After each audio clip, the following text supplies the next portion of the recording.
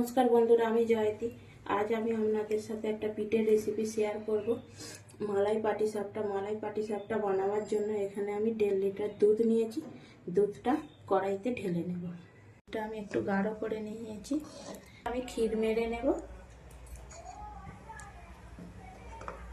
গ্লাসের মধ্যে আমি 1/2 কাপ গরম জল নিয়েছি, ওর মধ্যে দিয়ে দেব একটু গুঁড়ো দুধ, দিয়ে গুলে নেব।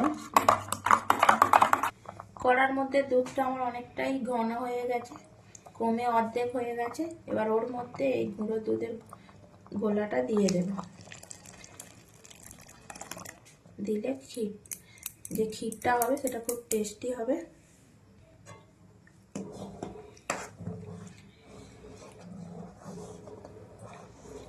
দেখুন বন্ধুরা, উপরে কিরকম সর পড়েছে। জাল দিয়ে ভালো করে ঘন করে নেব।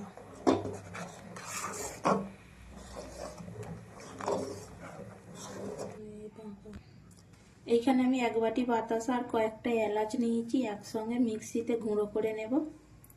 দুধটা আমার এখানে অনেকটাই গাঢ় হয়ে গেছে। এবার বাতাসার গুঁড়োটা দুধের মধ্যে দিয়ে দেব। আপনারা চাইলে এখানে চিনি গুড় দিতে পারেন।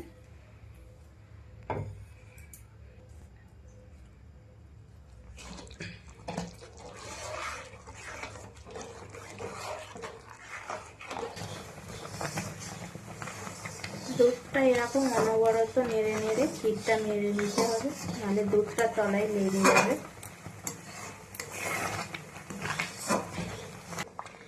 ক্ষীরটা আমার প্রায় হয়েই এসেছে। এবার এর মধ্যে দিয়ে দেবো 1 চামচ ঘি।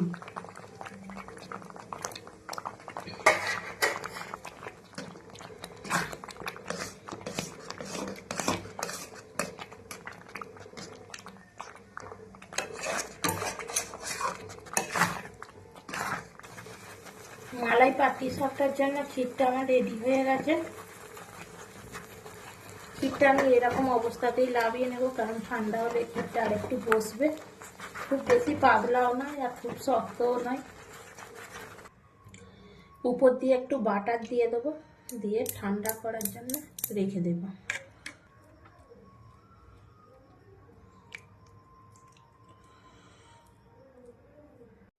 এইখানে আমি মালাইয়ের জন্য দুধটা বসিয়ে দিয়েছি। এখানে আমি 1 লিটার দুধ নিয়েছি।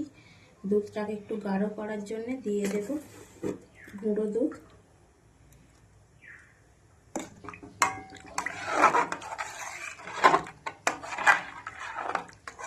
মালাইয়ের দুধটা ততক্ষণ আমার ওইদিকে হতে থাকে। এখানে আমি পাটিসাপটা পিঠার জন্য ব্যাটারটা গুলে নেব। একটি গোবিন্দভোগ চালের গুঁড়া নিয়েছি, বাটি সুজি ওর মধ্যে দিয়ে দেব।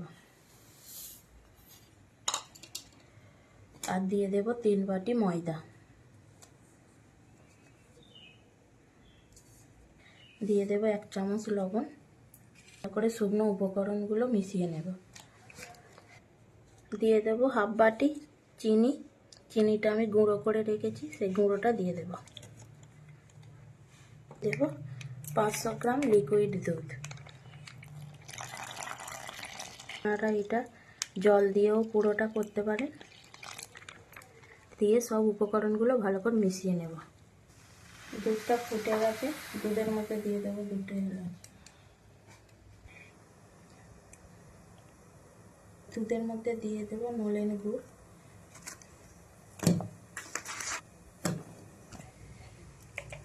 দিয়ে দেবো সামান্য পরিমাণ লবণ। মালাইয়ের দুধটা আমার রেডি হয়ে গেছে। এরকম একটু পাতলা পাতলাই রাখবো, দুধ পিঠের মধ্যে টানবে। গ্যাসের ফ্লেমটা বন্ধ করে দেব। কড়াইতে আমি প্যান গরম করতে বসিয়ে দিয়েছি। এবার একটু তেল ব্রাশ করে নেব।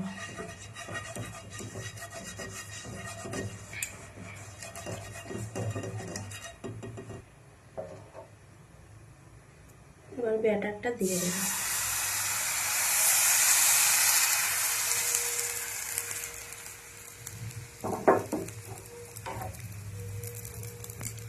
হাতের সাহায্যে এইভাবে দিয়ে দেব।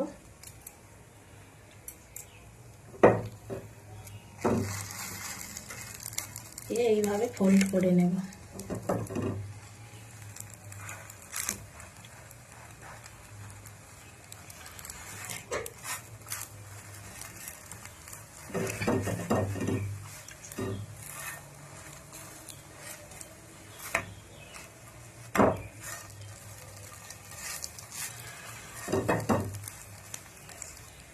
একটা পিঠে আমার রেডি হয়ে গেছে, তুলে নেব। আবারও একইভাবে তেল ব্রাশ করে নেব, ব্যাটার দিয়ে দেব।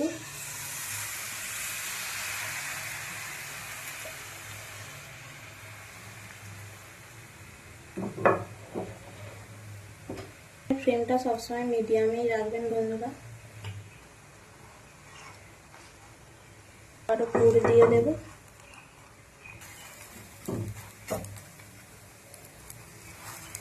দেখুন কত সহজেই পিঠেটা উঠে যাচ্ছে, একটুও প্যানের মধ্যে লেগে যাচ্ছে না।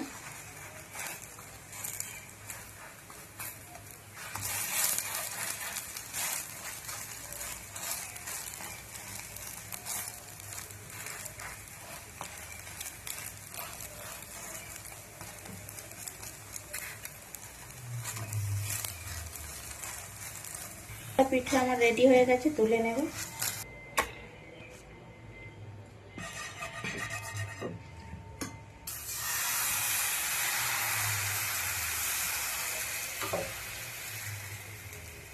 একটা পিঠে করে নেব। এরকম একইভাবে আমি সমস্ত পিঠেগুলো তৈরি করে নেব।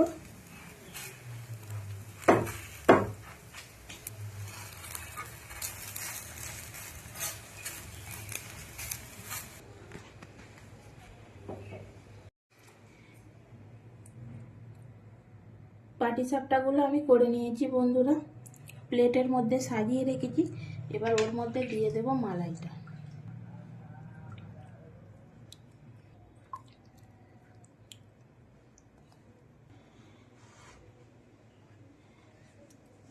এইভাবে রেখে দেব 1 ঘন্টা। 1 ঘন্টা পরে ফিরে এসেছি।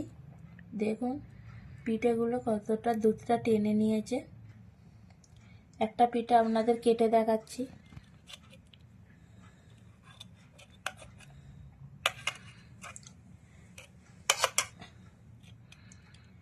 দেখুন বন্ধুরা ভিতরে কতটা দুধ ঢুকে গেছে আর নরমও হয়েছে। এই পিঠের রেসিপিটা যদি আপনাদের ভালো লেগে থাকে তাহলে লাইক কমেন্ট শেয়ার করে আমার পাশে থাকবেন। এখানেই তাহলে পিঠের রেসিপিটা শেষ করছি বন্ধুরা। সবাই সুস্থ থাকবেন, ভালো থাকবেন। ততক্ষণের জন্য টাটা।